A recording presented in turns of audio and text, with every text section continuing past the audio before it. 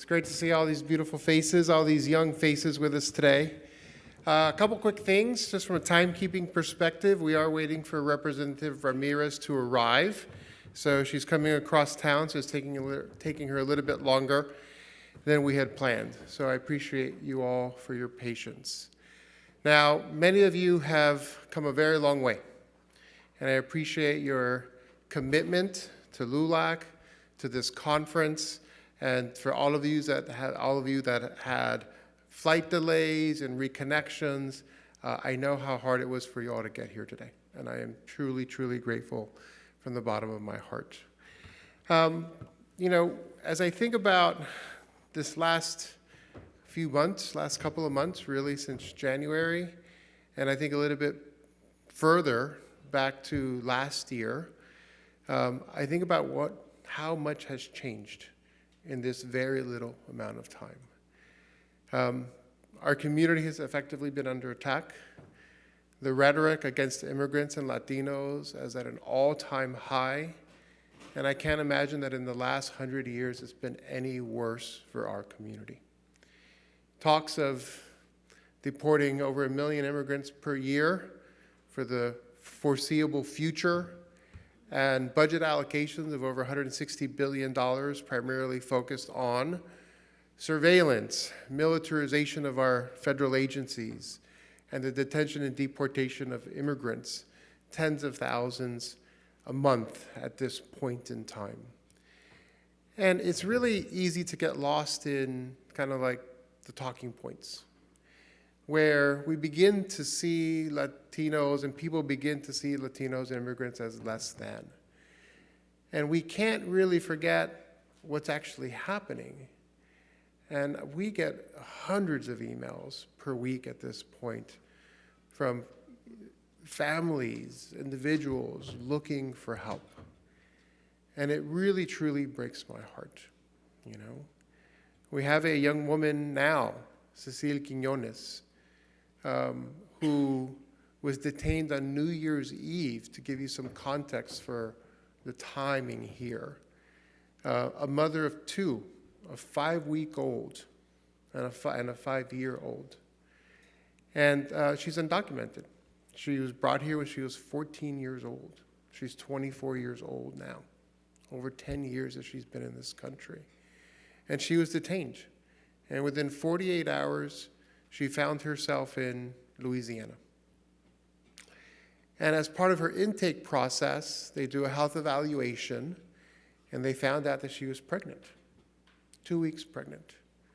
And so at this point, she's been in detention for over 8 weeks now, almost 8 weeks now, away from her 5-week-old who she was breastfeeding, and with no avenue to get out of detention. Why? They moved her from Florida to Louisiana because there's no immediate habeas claim that you can file that will get you released at all. And that is intentional in regards to how they're building the detention networks, moving them to red states and in districts where it is much more difficult for us to effectively challenge these cases through the courts. And, you know, it is something that I carry with me almost every day, because we talk to the families, right? We talk to her niece, who has been essentially her greatest advocate at the end of the day. And Cecile's story isn't unique. We literally have hundreds of women, I would venture to say, that are pregnant and in detention and not getting the medical care that they should have and that they need, and are separated from their families and their loved ones, and potentially, in her case, would be deported to Honduras, a country where she no longer has any family ties. And that's the current state that we are in. And it's hard to fathom how we got here and what the path forward is going to be. But I'm encouraged. I'm encouraged by the leadership at LULAC, our national president, our national board of directors, our legal advisors, and their commitment to fight for our community. And LULAC has this incredible legacy that Ray talked about for over 97 years. And I go back to where that legacy started and a lot of litigation that it did in Menendez v. Westminster case in California, or Hernandez v. Texas, where Latinos did not have the ability to serve on juries in the state of Texas in the recent past, in the last 50, 60 years, when our parents or grandparents were still very young. And so we have to fight. We have to educate ourselves. We have to understand all the different avenues that we actually have to affect political change in this country. And that's what this conference is actually about, okay? The legislative conference, we will talk about policy issues. We have over 13 CEOs from some of the top national nonprofit organizations that are advocating for pro-democracy in this country. And so my message to you is thank you. Thank you for coming out. Thank you for being in community. Thank you for taking the time to learn about the issues at a tactical level, okay?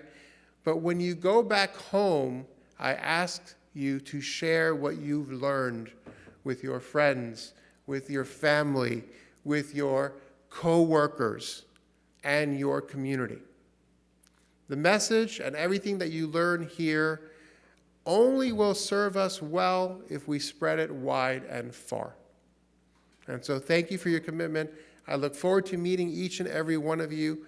Take the time to get to know each other, to network, to build relationships for your future. Because an organization like LULAC and the policy work that we do, whether you're a LULAC member or not, whether you know it or not, every Latino in this country has benefited from the work that LULAC has done. So quickly, I want to thank our sponsors, which make this possible. PepsiCo, Coca-Cola, Verizon, Democracy Defenders Action, Blue Cross Blue Shield, and others. It's without their support, this isn't possible. And so it's now my pleasure to introduce our national president, Roman Palomares.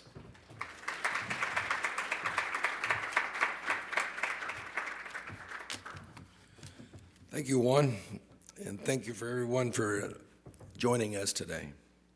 So good morning, and welcome to the 2026 LULAC Legislative Conference here in Washington, D.C. We gather at a defining moment in our nation's history. Across this country, as I have traveled from California to Texas, from the Midwest to the East Coast, I have listened to our communities. I have met with families, students, small business owners, veterans, and others. And what I am witnessing is a new clarity. Our people understand that the future of the Latino community will be shaped not by their rhetoric, not by the headlines, but by public policy that we're seeing today. They understand that laws passed in these buildings here in DC determine whether a child has access to opportunity, whether a family can remain together, whether a lawful resident can live without fear, whether a voter's voice is protected or suppressed.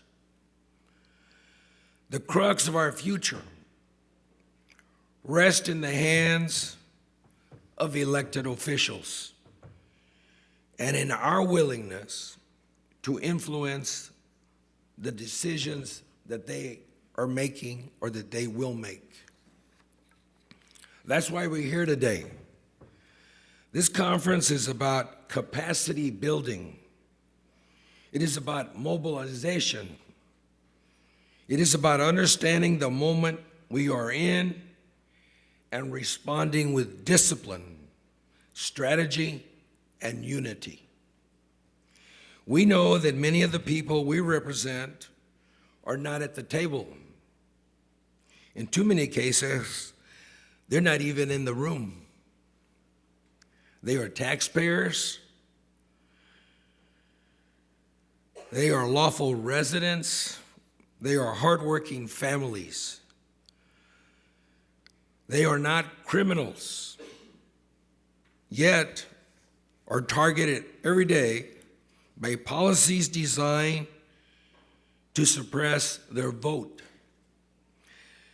They question their birthright citizenship and place them in the crosshairs of immigration enforcement. We cannot afford to be spectators anymore.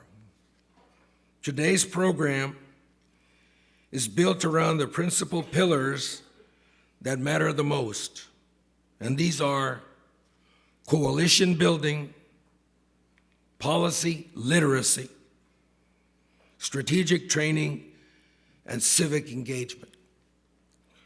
We must understand who our allies are. We must know how to prepare, and we need to learn how to frame the ask and how to negotiate the outcomes. We must be informed when we enter a meeting with a member of Congress while you're here. We must be disciplined when we speak for those who cannot speak for themselves. The conference is not symbolic, it's operational. Over the next several hours, you will hear from content experts, legal scholars, policy advocates, and elected leaders.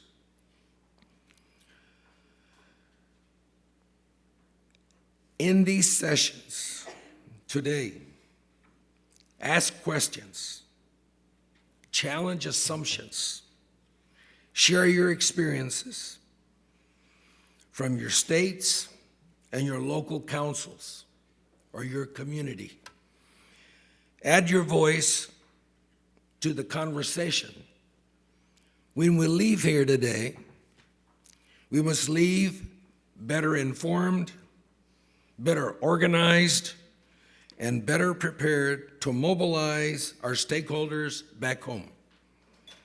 Because civic engagement is not optional anymore. It is the mechanism by which we protect our rights and shape our destiny.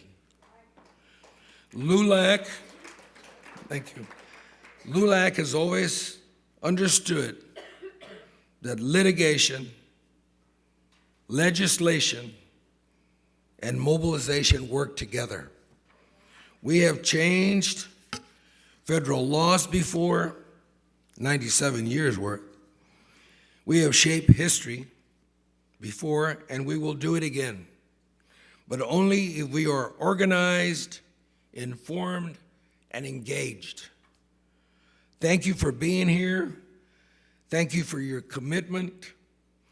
Let us begin this conference with focus, urgency, and a shared determination to ensure that our community is not only heard, but respected at every table where decisions are being made on a daily basis. Thank you.